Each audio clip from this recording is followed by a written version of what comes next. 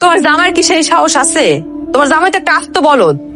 আমার শাশুড়ি আর শ্বশুর মিলা তাকে ছোট ছেলেরে তাকে বাড়িটা লেখা দিচ্ছে। আর এই জিনিসটা তোমার জামাই খালি টাকা টাকা দেখলো, একটা প্রতিবাদ পর্যন্ত করলো না। তুমি কও মা, ওই সংসারে আমি কেন নিজে পরিশ্রম করুম? আমি কেন এত কষ্ট করুম?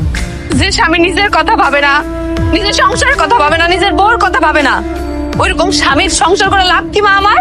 আমি একটা জিনিস বুঝলাম না, তোর জামাইটা কি একটা বলদ নাকি? আরে ওর বাপা যদি ওর ছোট ভাইয়ের সবকিছু লেখা দিয়ে দেয়, তাহলে ওর ভবিষ্যৎটা হলো কি, তোর ভবিষ্যৎটা হলো কি? একটা দোকান আর এই ভিটা ছাড়া তার কিছুই নাই। এটাও যদি ছোট ভাইয়ের দিয়ে দেয়, দুদিন পর তো রাস্তায় যায় নামবো। আমি তোর বাপের লগে একেবারে একমত। আরে যে নিজেরটা ভালো বোঝে না, পাগল তো তারটা সবার আগে বোঝে, বুঝে না? তোর জামাই যদি এখনো পর্যন্ত প্রতিবাদ করতে না পারে, দুদিন পর তো হ্যাঁ রাস্তায় ভিক্ষা করবো। এই আমি কি আমার মাইয়া জামাই লগে ভিক্ষা করতে পাঠামু? একদম না। তুই একেবারে বুদ্ধিমতির কাম করছিস। যতক্ষণ পর্যন্ত নায়ের হানস্তা না হয়, জামাই নিজের ভুল বুঝতে না পারে, তুই নিশ্চিন্তে মামগুলো লাগে থাকতে একদম ঠিক কাম করছিস না। আমি যতই তার এগুলো বুঝাই মা, এক কান দিয়ে ঢুকে আর কান দিয়ে বাইর করে দেয়। না ঠিক আছে, আয়তারে ঘরে আয়। শোন, জামাই আসলে জামাই নিয়ে বসে এটা একটা সমাধান কইরা তারপরে তোর এই বাড়ি থেকে যেতে দেবো, এর আগে যেতে দেবো না। এই যাও, বুঝতে যাও। আয় মা, আয়। দেখ বাজান, এইটা নিয়ে তো মন খারাপ করে তো কোনো লাভ নাই। যে যাওয়া সে তো চলেই গেছে গা, সে তো আর ফিরে আসতেছে না। আমি তো আগেই জানতাম যে ও থাকবো না, ও চলে যেত। আমিও সন্দেহ করছিলাম, কিন্তু কারো কোনো কিছু মুখ করে কইতে পারি না।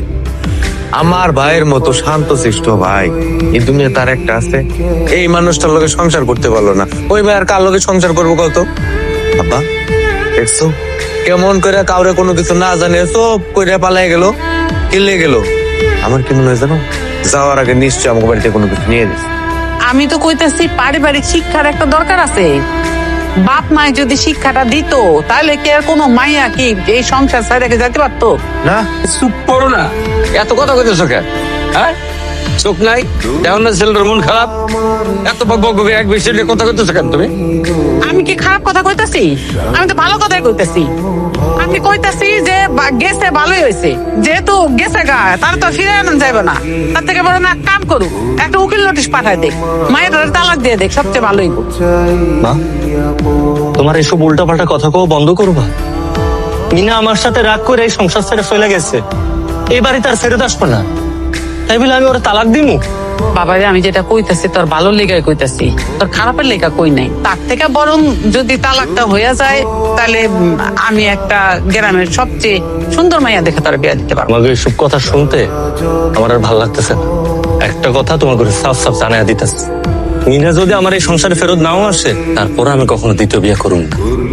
কথাটা মাথায় ঢুকায় রেখো। মিনা, কি ব্যাপার? তুমি এই বাড়িতে আসছো কেন? তুমি কি এখন আমার পর রাইগে আসছো? আমার পর রাগ করে থাকো না, চলো বাড়িতে ফিরে চলো। না জামাই, আমার মাইয়া তোমার লগে যাবে।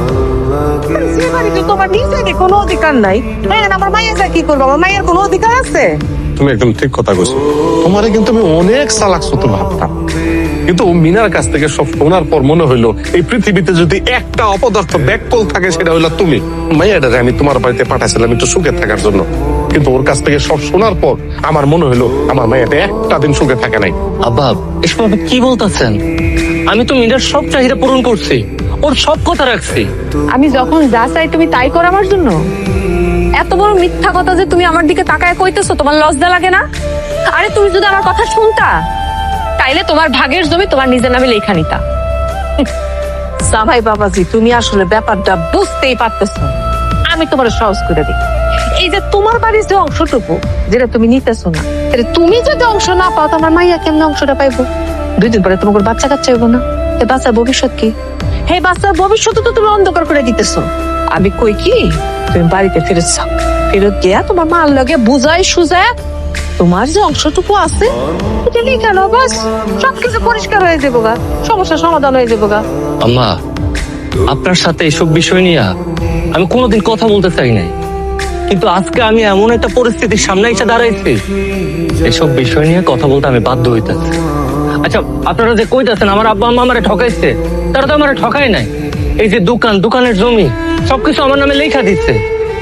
আর আপনার মাইয়া মিনার ভবিষ্যতের কথা যে কইতাছেন, ওর সবচাইতে বড় ভবিষ্যৎ তো আমি, এর থেকে বড় কোনো ভবিষ্যৎ হতে পারে না। আর আমি তো সবসময় মিনার পাশেই থাকুক। দুয়ারু জামাই চুপ নামকে কিন্তু সিরা বিজো না। কখন থেকে তোমার আমরা বুঝাইতে চেষ্টা করতেছি, তুমি আমাকে কথাই রাখতেছো না। ঠিক আছে, খুবই ভালো কথা, তুমি তোমার বাড়ির অংশ নিবা না, কোনো অসুবিধা নাই। পথ কি তার একটা আছে, তুমি আমার মায়ের নিয়ে আলাদা সংসার পাতো। হ্যাঁ, তুমি আমার মায়ের নিয়ে আলাদা সংসার পাতো, কিন্তু আমার মাইয়া কোনো মতেই তোমার মায়ের লগে থাকতে পারবে না, এটা আমার শেষ কথা। না, তুমিও কি এটাই চাও? হ্যাঁ এটাই, তোমার মার লগে থাকা আর জাহান্নামে থাকা একই। তোমার মা আমার যেভাবে মানসিক অত্যাচার করে, মানসিক নির্যাতন করে, এসব সহ্য করে তোমার মার লগে থাকা আমার পক্ষে সম্ভব না। ঠিক আছে, তুমি যেহেতু তোমার সিদ্ধান্ত আমার জানিয়ে দিচ্ছ, তোমরা সবাইরে সাফ সাফ আমি আমার সিদ্ধান্তটা জানিয়ে দিতে চাই।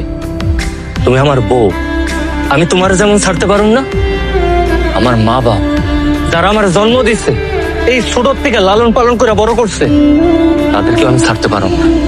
এটাই আমার শেষ কথা। দেখছো মা, আমি তো জানতাম তুমি যে আমার এরকম উত্তরই দিবা। আরে বাবা, যেই ছেলে তার মার অনুমতি ছাড়া বউর দিকে তাকাইতে ডরায়, সেই ছেলে এর থেকে আর ভালো কি উত্তর দিবে? শোনো জামাই, আমার আর কোনো কিছু বোঝাইতে এসো না, আমার যা বোঝার বুঝাই গেছে। তুমি এখন সুন্দর মতো বাড়িতে যাও, তালাকের নোটিশটা যাইবো, সইটা করে দিও। আর এই যে আমার মাইয়া, ও ইহু জিন্দিগিতে তোমার বাড়িতে আর যাইবো না। আর আমি আশা করুম তুমি আমার এই বাড়িতে আর কোনোদিন পাড়া দিবা না, কারণ তোমার মতো অপদার্থ বাদাইমার চেহারা দেখা দাও পাপ। ঠিক আছে আব্বা, আপনারা সবাই যেহেতু চাইতেছেন আমি এখান থেকে চলে যাই, আমি চলে যাইতেছি। কিন্তু একদিন আপনারা সবাই আপনাদের ভুলটা বুঝতে পারবেন, যে আপনারা কত বড় ভুল করছিলেন। বাজান, বৌমরে বুঝে শুনে নিয়ে যেতে পারলি না?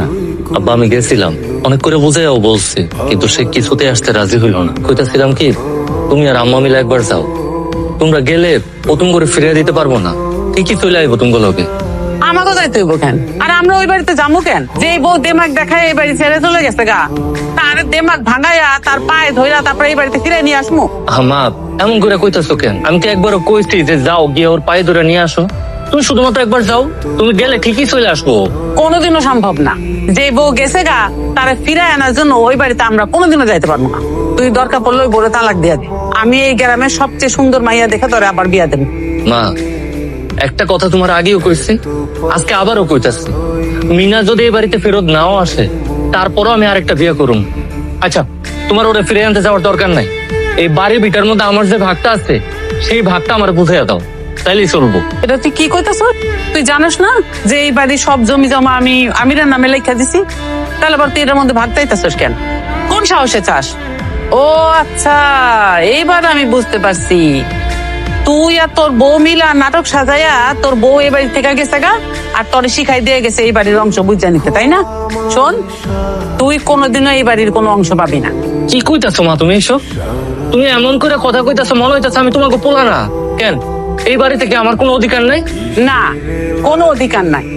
অধিকার তখন হইব যখন তুই ওই বউরে তালাক দিবি, কিন্তু তুই তো দিবি না। আর আমি তো বুঝতে পারছি, ওই বউ তোর শিখাই দিয়ে গেছে এই বাড়ির অংশ বুঝাইতে। এই বাড়ির অংশ যদি একবার বুঝা পায়, তাহলে তো আমার আর তোর বাপেরও তো এই বাড়ি থেকে বাইর করে দিব। তখন আমরা কই যাবো?